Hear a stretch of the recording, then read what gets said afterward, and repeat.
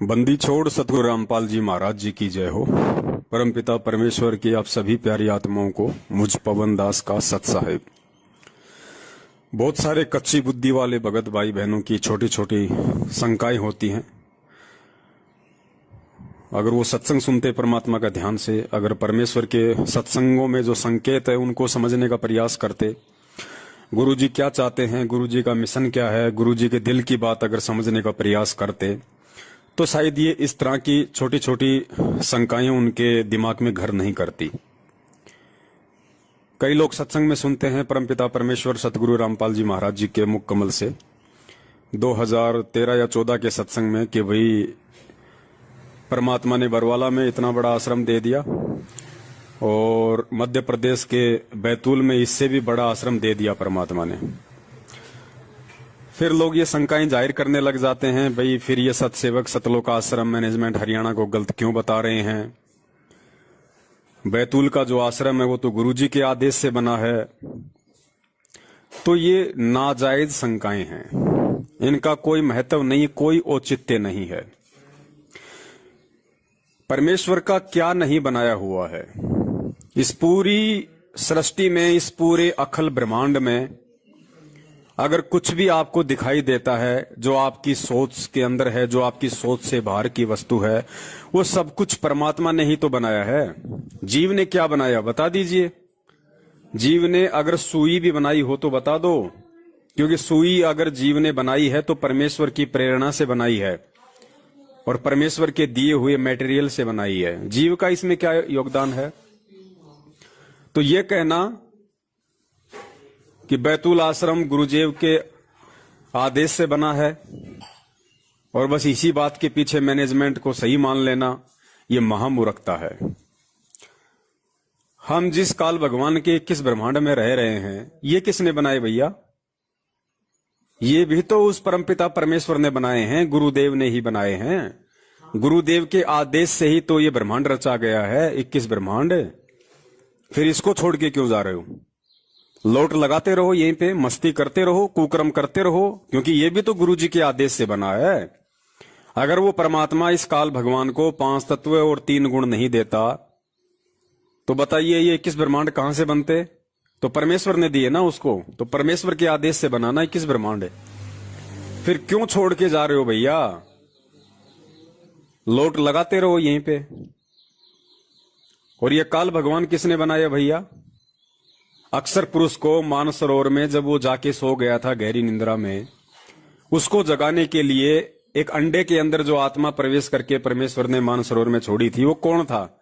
यही काल भगवान था, अक्षर पुरुष। तो काल भगवान को किसने बनाया। ये किसके आदेश से बना, किसके शब्द से बना।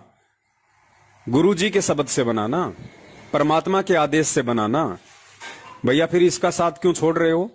ये जो गीता में कह रहा है वो सारी बात मानो ना इसकी। ओम नाम का जाप करो भैया, करो, बोल बोल के जोर जोर से ओम नाम का जाप करो और सारे उल्टे कुकर्म भी करो। ये भी तो परमात्मा ने बनाया है, ये भी तो परमात्मा के ही आदेश से बना है। भाई ये मूर्खता कब तक आप लोगों के अंदर घर किए बैठी रहेगी, कब समझोगे फिर। और समझाने के लिए कोई दूसरा गुरु आएगा क्या आप सतलोक से। अब जो तुमने वीडियो देखा है गुरुदेव का, उसमें गुरुदेव कह रहे हैं कि भाई परमात्मा ने बरवाला से भी बड़ा आश्रम बैतूल में दे दिया। तो बताओ भैया कौन से परमात्मा ने दे दिया। अरे कौन से परमात्मा ने दे दिया। कौन है वो परमात्मा जिसने बैतूल में बरवाला से भी बड़ा आश्रम दे दिया। क्या तुम्हारे गुरु से बढ़कर या गुरु के अलावा और भी कोई परमात्मा है क्या। तुम मानते हो क्या। अगर तुम कहो कि जी वो कबीर परमात्मा ने दे दिया, तो फिर तुम्हारा गुरु कौन है भैया। अगर कबीर भगवान ने बैतूल में आश्रम दे दिया तो फिर तुम्हारा गुरु कौन है। तुम तो यहीं फैलोगे। तो कुछ भी इस मुंह से अनाप शनाप निकालने से पहले थोड़ा सा इस परमेश्वर के दिए हुए तत्व ज्ञान को आधार बना लिया करो कि हम क्या बोलने जा रहे हैं और किस प्रकार काल हमें ठग रहा है। तुम्हें तो वहीं ठग लिया काल ने कि गुरुजी कह रहे हैं कि परमात्मा ने बरवाला में और बड़ा आश्रम दे दिया, तो तुम तो गुरु के अलावा किसी और को परमात्मा मान रहे हो ना। गुरु तो थप्पड़ मार मार के परीक्षा लेगा, गुरु तो जूते मार मार के परीक्षा लेगा। गुरु ने क्या कहा कि गुरु की करनी पे नहीं चलना, गुरु की कथनी पे चलना है। गुरु क्या कर रहा है ये नहीं देखना। गुरु तो सत्संग भी कर रहा है, तो क्या हम भी करने लग जाएंगे सत्संग? गुरु तो आशीर्वाद भी देता है अपने बच्चों को, तो क्या हम भी देने लग जाएं? वो गुरु की अपनी करनी है, वो उसके कर्म हैं। हमारे लिए क्या आदेश है? हमने गुरु की करनी पे नहीं चलना, हमने गुरु की कथनी पे चलना है। कथनी यानी वचन, सत्संग, जो आदेश उन्होंने हमें दे दिए, हमें उन पे चलना है। गुरु क्या कर रहा है उन बातों को हमने ना देखना है, ना उन बातों को लेके हमने मन में कोई शंका पालनी है। तो इन चीजों को समझने का प्रयास करो भैया। गुरु जी ने तो ये भगत भी बनाए हैं। आज संगत में जितने भी भगत हैं वो किसने बनाए भैया? आपके दादा परदादा ने तो बनाए नहीं, गुरु जी ने बनाए हैं ना। और गुरु जी का बनाया हुआ भगत यदि कल को काल प्रेरणा से उल्टे कुकर्म करने लग जाए, जैसे कि ये सतलोक आश्रम मैनेजमेंट हरियाणा वाले कर रहे हैं, तो क्या आप उस भगत के अनुसार चलोगे या नहीं? नहीं चलोगे ना। तो फिर गुरुजी के आदेश से यदि बैतूल का आश्रम बना है और उस आश्रम में यदि गुरुजी की मर्यादाओं के खिलाफ कंस्ट्रक्शन हो रहा है, तो वो आश्रम हमारे लिए मिट्टी है, मिट्टी, एक वेश्या के कोठे के समान है। इससे ज्यादा कुछ नहीं हमारे लिए। उस बैतूल आश्रम में 2-2 स्विमिंग पूल बने हुए हैं। किस लिए भैया? अपनी माता बहनों के साथ में नंगा नहाने के लिए बनाए थे क्या सतलोक आश्रम मैनेजमेंट हरियाणा ने? किस लिए बनाए? आश्रम में क्या जरूरत है स्विमिंग पूल की? तेरा गुरु जेल में ठूटी चला के नहा रहा है और तुम यहां पे 2-2 स्विमिंग पूल बना के 50-50 लाख रुपए के तुम यहां पे अय्यासियां कर रहे हो और फिर भी कहते हो कि बैतूल आश्रम गुरुजी के आदेश से बना है। शर्म आनी चाहिए तुम लोगों को, शर्म। अब इससे ज्यादा समझाने के लिए दास के पास में शब्द तो हैं लेकिन वक्त नहीं है। तो ऐसी छोटी मानसिकता वाले व्यक्तियों के लिए दास ज्यादा समय व्यर्थ नहीं करेगा। जो समझदार होगा वो संकेत में समझ जाएगा। और मेरा ये थोड़ा सा जो रोष है, ये सवाल करता भगत के प्रति नहीं है, ये उन समस्त भक्तों के प्रति है जो इतना समझाने के बाद भी अपनी बुद्धि को थोड़ा सा भी परमेश्वर के ज्ञान की तरफ डाइवर्ट नहीं करते हैं। और जैसा उनके मन में कोई सवाल पैदा हुआ तुरंत उसका जवाब जानने की कोशिश करते हैं। अरे परमेश्वर ने आपको भी ज्ञान दिया भैया, मुझे अलग से बैठा के कोई ट्यूशन थोड़ी दिया है। सत्सेवकों को अलग से ट्यूशन थोड़ी दिया परमात्मा ने। जो सत्संग आपको सुनाए वही मुझे सुनाए। तो 5 मिनट थोड़ा शांति से उस परमात्मा के सत्संगों को आधार बना के खुद भी तो निर्णय कर सकते हो। अगर कोशिश करोगे तो क्या समाधान तुम्हारे पास नहीं है? क्या तत्व ज्ञान तुम्हारे पास नहीं है? क्या गुरु का आशीर्वाद तुम्हारे पास नहीं है? हर छोटी सी चीज के लिए आप लोग सवाल फेंक देते हो लिख के। ये भी तो देखो कि सामने वाला भी भगत है, उसको भी अपनी भक्ति करनी पड़ती होगी, उसको भी अपनी रोजी रोटी के लिए काम धंधा करना पड़ता होगा। हम कोई सतलोक आश्रम मैनेजमेंट हरियाणा वालों की तरह काल के एजेंट तो है नहीं, जो हमें भक्ति से कोई लेना देना नहीं है, जो हमें काम धंधे से कोई लेना देना नहीं है। हम कोई भक्तों के ज्योति पाठ और दान के ऊपर हराम के टूक तो तोड़ते नहीं है। हम परमेश्वर के विधान अनुसार चलते हैं, अपनी भक्ति भी करते हैं और अपनी हक अलाल अपनी नेक कमाई खाते हैं ताकि हमारी भक्ति बने, परमात्मा प्रसन्न हो। कि कबीरा धंधा करता रहे बिन धंधे धन ना होए, जो वो नर भूले भूल में जो धंधे ध्यावत ना आए। तो हमें भैया हर तरीके से परमात्मा के एक एक वचन पे चलना होता है। तो हमारा इस तरह के बेफिजूल वाले छोटे छोटे सवालों से समय बर्बाद ना करें। हम फ्री नहीं बैठे हैं मैनेजमेंट वालों की तरह, हमारे दिमाग में भूसा नहीं भरा है सतलोक आश्रम मैनेजमेंट वालों की तरह।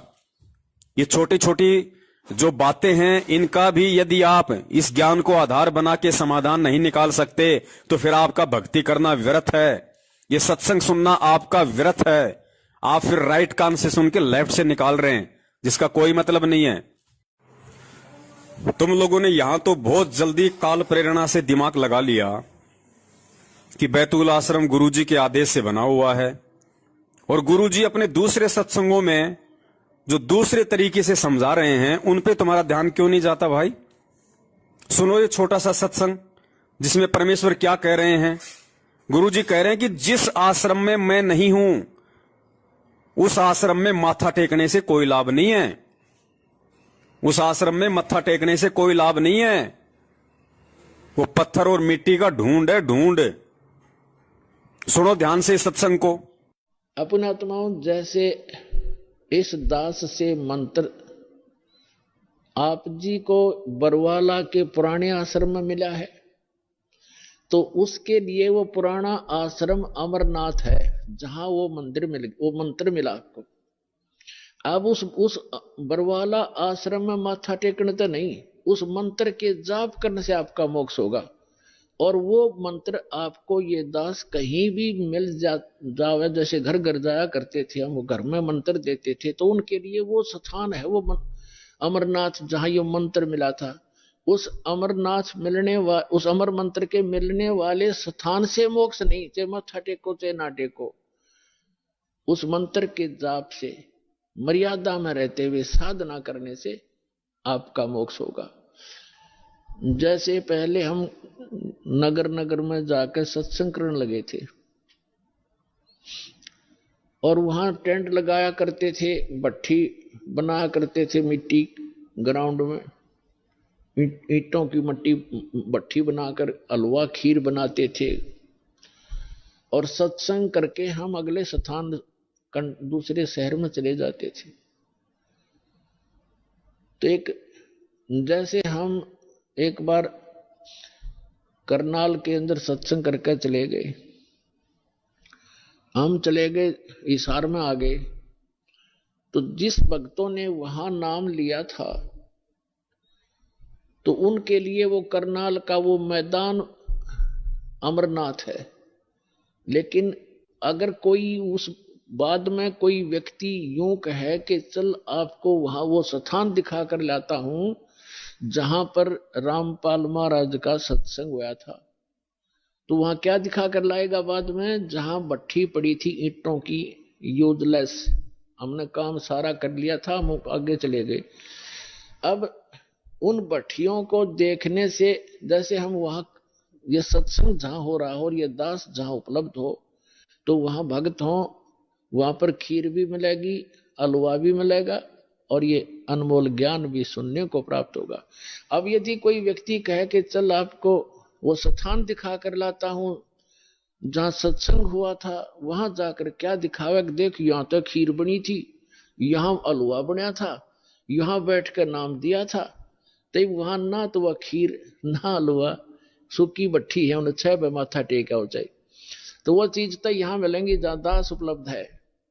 अब ये बरवाला के अंदर है वो भट्ठी, वो खीर भी, हलवा भी और अनमोल मंत्र और ज्ञान भी।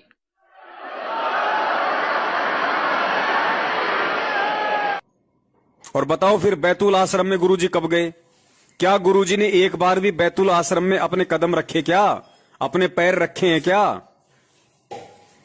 और अगर गुरुजी ने बैतूल आश्रम में अपने पैर रखे हैं, अपने कदम रखे हैं, तो जिस दिन उन्होंने कदम रखे होंगे और यदि वहां पे सत्संग किया होगा तो वही दिन हमारे मतलब का है। और जो जो भगत वहां पे होंगे उस समय, जिन्होंने गुरुदेव को वहां दंडवत किया होगा, गुरुजी के सत्संग सुने होंगे 1 दिन 2 दिन या 3 दिन, तो वो 1 2 या 3 दिन ही हमारे मतलब के हैं। हमने उस समय वो लाभ ले लिया।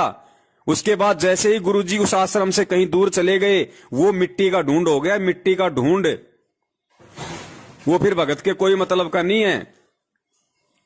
तो जरा सुनो इस सत्संग को ध्यान से, जिसमें गुरुजी कह रहे हैं कि मान लीजिए ये दास तो बैठा है बरवाला में और तुम जाके माथा टेक रहे हो करोथा आश्रम में, तो वहां माथा टेकने से कोई लाभ नहीं है।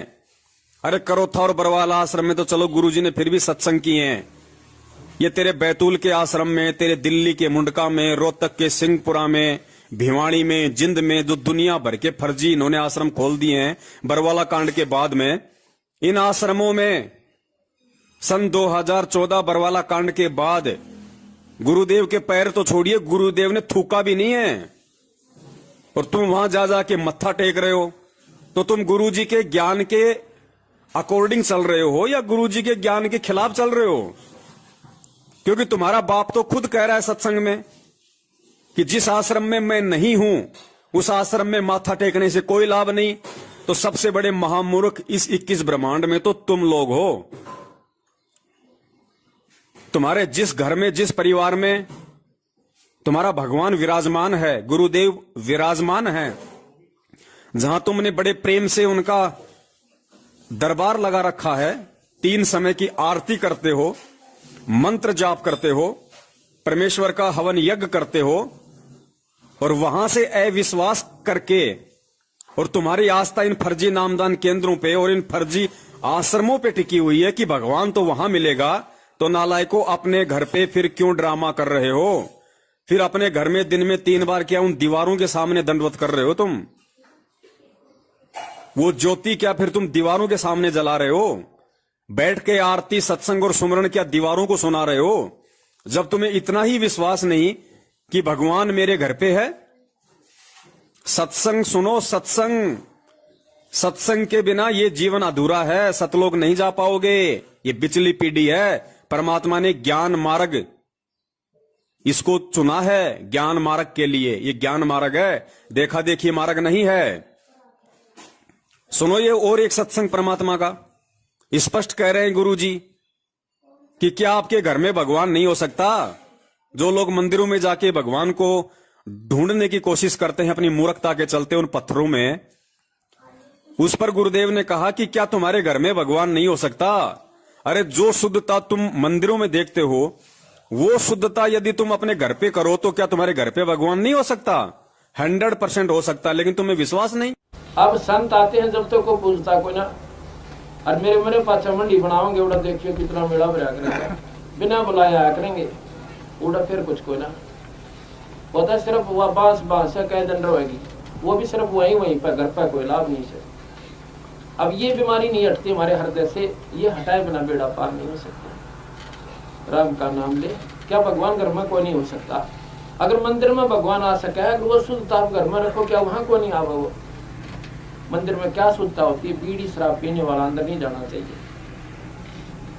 एक मकान, एक कमरे में अपना मंदिर बनाओ, भगवान की मूर्ति रखो, जोत लगाओ, उसमें अशुद्ध आदमी प्रवेश ना हो, परमात्मा वहां भी आएगा। मंदिर में जाओगे इतना घरा टांग टूट ले, तो भगवान ने घर क्यों ना रखो? अगर वो मंदिर में है तो वहां भी आपके होगा। तो इन फर्जी नामदान केंद्रों पे जो तुम धक्के खाते हो कि वहां पे शांति मिलेगी, वहां पे भगवान मिलेगा, गुरुदेव मिलेगा, तुम्हें धक्का मिलेगा वहां पे, धक्का। और मिल रहा है तुम्हें। बलात्कारी बैठे वहां पे, ठग बैठे, चोर बैठे, संगत को लूटने वाले, परमात्मा के साथ विश्वासघात करने वाले गुरु गद्दार बैठे वहां पे। रुक जाओ, ज्यादा समय नहीं है। इनकी वो दुर्गतियां होंगी परमेश्वर के संविधान अनुसार, वो दुर्गतियां होंगी, पड़ोसी भी परमात्मा से नफरत करने लगेंगे। अज्ञानता में इनके कुकर्मों को ना देख के गुरुजी में दोष देखना शुरू कर देंगे, और यही काल की चाल होगी। इसी तरीके से ठगता वो, सूक्ष्म चाल यही होती है उसकी। गलती कोई करे और हर्जाना कोई भरे। जैसे साल भर पहले हिसार की तारीखों पे जाने वाले भक्तों की महाराष्ट्र का जो लातूर जिला है वहां से 2 बसें भर के गई। राजस्थान के नागौर में सुबह 3 बजे एक्सीडेंट हुई, 13 भगत मरे वहां पे ऑन द स्पॉट। 4 की तो गर्दन भी धड़ से अलग होके गिर गई। अब क्या हुआ होगा? पूछो जाके उनके रिश्तेदारों से, पूछो जाके उनके अड़ोसी पड़ोसियों से, और कहो कि भाई धरती पे भगवान आया हुआ है संत रामपाल जी के रूप में, आओ और नाम दीक्षा ले लो। तुम्हारे जूते मारेंगे, जूते, उस घटना को देख के। यही काल भगवान की सूक्ष्म चाल होती है। पहले तुमसे गलतियां करवाएगा, तुम्हारी मर्यादा तुड़वाएगा, फिर तुम्हारी गर्दन पे आरा चलाएगा, और फिर आसपास के लोग तुम्हारे भगवान से नफरत करने लगेंगे। यही सूक्ष्म चाल होती है उसकी। पता नहीं कब समझोगे तुम लोग, कब परमेश्वर तुम्हें सद्बुद्धि देंगे। दया है परमात्मा की भाई सत्सेवकों के ऊपर। पता नहीं कैसे परमात्मा ने इस घोर कलयुग में और इस उलझे हुए सांसारिक उलझेड़े में से परमात्मा ने कैसे हम पे दया करी है, जो ये सारी चीजें परमात्मा ने शीशी की तरह साफ करवा दी।